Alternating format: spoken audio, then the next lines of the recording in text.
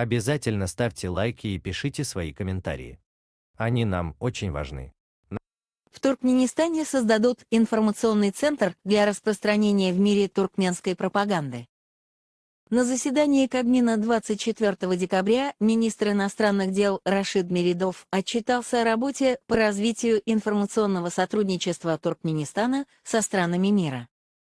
Как сообщает Госинформагентство ТДХ, Меридов предложил создать в структуре Государственного комитета Туркменистана по телевидению, радиовещанию и кинематографии Международный информационный центр, чтобы регулярно и организованно доносить до мирового сообщества выдвигаемые Туркменистаном предложения международного значения в политической, торгово-экономической, социальной, культурной и других сферах. Работа центра будет сфокусирована на 3 основных задачах.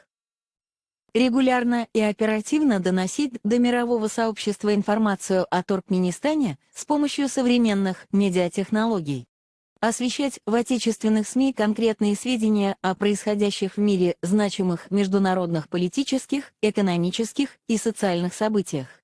Развивать контакты с международными информационными агентствами. Министр доложил, что ведется работа по обмену корреспондентами с соседними государствами и подготовлены предложения об открытии в Туркменистане в 2022 году представительств ряда крупных международных СМИ. Каких именно, ЛДХ, не сообщает президент Гурбангулы Бердымухамедов, одобрил представленные предложения и поручил министру изучить все организационные вопросы.